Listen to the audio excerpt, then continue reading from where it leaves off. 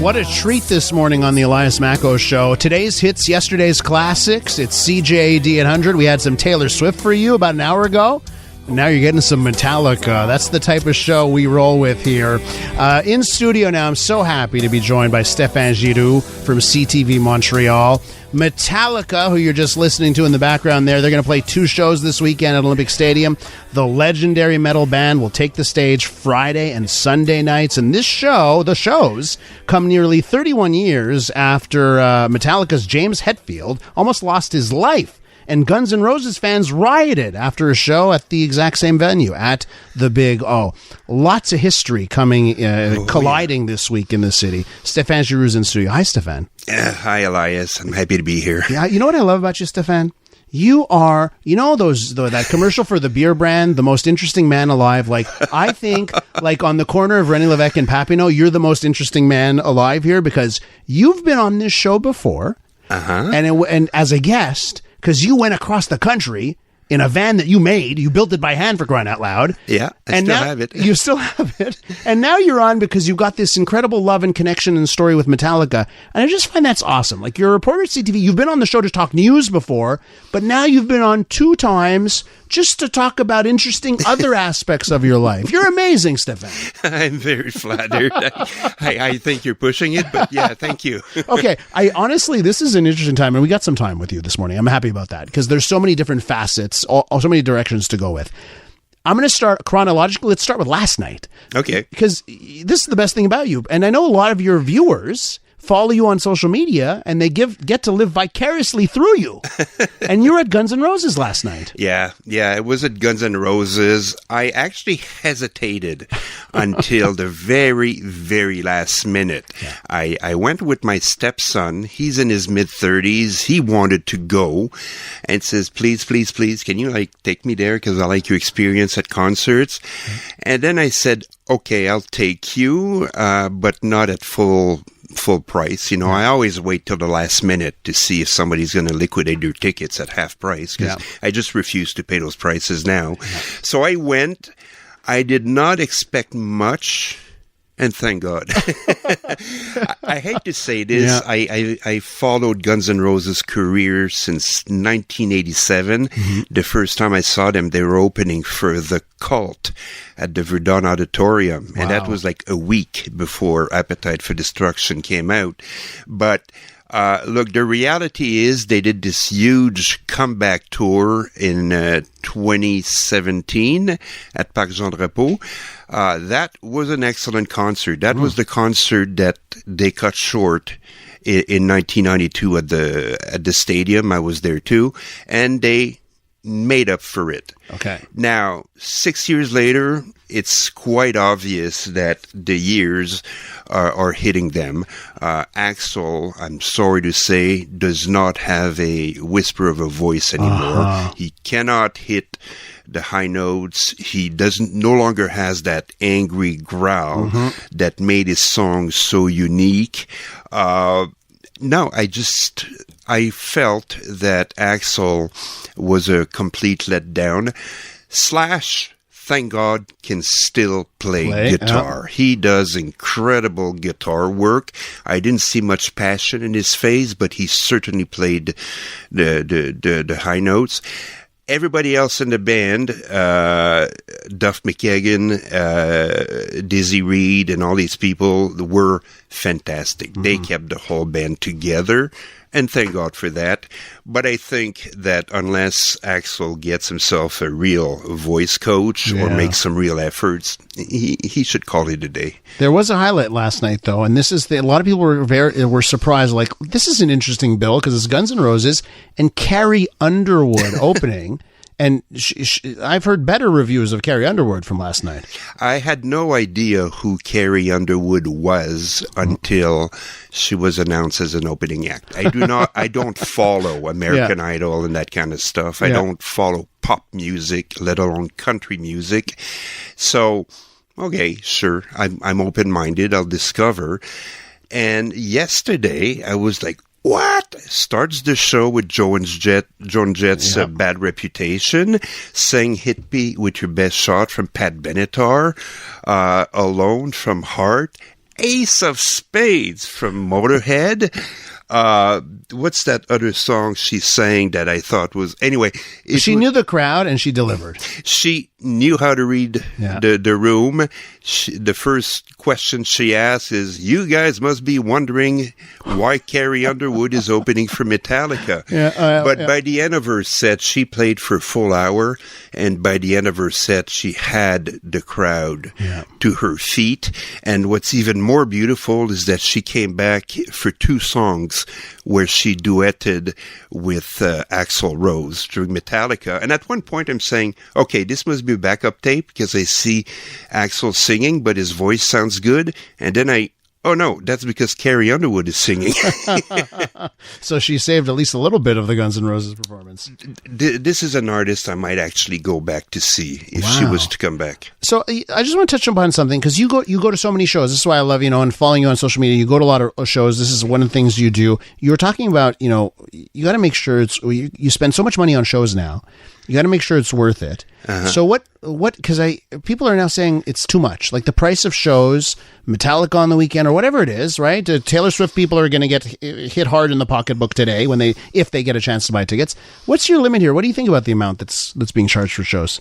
Me, I don't care who's performing. My budget limit for an artist is $150. I saw Aerosmith putting their show on sale for like $500, but then I sort of learned how to, figure out the system and the algorithm when tickets go on sale. And it's the same thing at every show. They put the highest price the day they go on sale. And unless it's Taylor Swift and it goes sold out the next day or Pearl Jam, there's always a way. So you just wait and wait and wait and wait. And if you're like me and you've seen enough shows, you know exactly when to say resale, market, or whatever. Okay, this is a good deal, and I'm buying it. But the days of spending fortunes on tickets for me is over. I mean, the key when you go into a concert and the prices are incredible is eat before you get there so you don't buy concessions. Yes. Do not drink alcohol while you're there. And do not buy merchandise. Come on, you have a problem with a $13 beer? What's the matter with you? Hey, I was at Madison Square Garden. I was at Madison Square Garden this weekend. I went with my friend Michael Gilson. We've been going to concerts together for like 25 years, and we were there to see Fish, a jam band from Vermont that I've seen, I think, 68 times. And Madison Square Garden, the beer was $18 US. Oh, my God. I'm sorry. No, I refuse. I just refuse, and you have to have that discipline because if you go often, but it's a choice. I don't go to hockey games. I don't play golf. I live in a relatively small apartment. I make choices. I don't have a fancy car. I've had the same car for 10 years. I make choices that adapt to my passion. And that's your passion. Going to see shows, that's your passion. Amazing, like going to see Fish at MSG. When we come back, we're going to talk about this weekend. Absolutely. Metallica, your personal connection with the band, and then we'll touch on the Big O as a venue as well. That's coming up next. More with Stephane Giroux. You're listening to the Elias Makos Show on CJAD 800. Metallica at the Big O this weekend. 2 shows, Friday and Sunday night. And someone that might be there is a guy that you know and love, Stephane Giroux from CTV Montreal, sticking around with us. So, Stephane, we reminisced about all types of stuff in the last block here, but I want to get to the reason we actually asked you to come on, and that is Metallica. You got a connection with this band. Tell me about Metallica and your love for them. Oh, well, it dates back from when I was a teenager, in the early 1980s. I was working at a record store downtown that no longer exists. It was called Rock on Stock. Yes. Oh, I remember that. Yeah, of course. And we specialize in metal, hard rock, and when their first album, Kill 'Em All and Ride the Lightning, came out, they had a huge underground following. Their records were only available as relatively expensive U.S. imports because they didn't have a contract here. But eventually, the owner of Rock on Stock at the time did start a licensing label. So those first 2 records came out in Canada at a much lower price. Oh. And what happened is that the band came to town at the Spectrum in 1985. It was in January 1985. They were opening for another band called Wasp, which made bigger headlines because they had better publicists, but they were not selling as much. So the show sold out immediately, but that was mostly because of Metallica fans. And so the night of the show, and I was in love with their first 2 records. For me, it was the best music ever. Underground, garage sounding, certainly not commercial. And for me, they were the coolest thing on earth. Yeah. They were not posers. They sounded and looked authentic. So, long story short, the band comes to town. The record store, of course, promotes the show, and it's their record label. But the owner, at the end of the night, says, you know what, I'm going home. Yeah, but we sort of show some hospitality to the band, maybe, all right, Steph, here's $50 and take him out in town. I said, what? Well, yeah, just take him out for a drink. And $50, that's all I had for budget. So I took my mom's old beat up Chevy Nova, and I think it was James Hetfield, and Lars, maybe a roadie and somebody else were in the car. Kirk Hammett was supposed to come with us, but he ended up spending the night at the apartment of a dear friend of mine, lady. And anyway, so I took them to Le Grand Café on Saint-Denis Street, which at the time had a sidebar that was harder edged.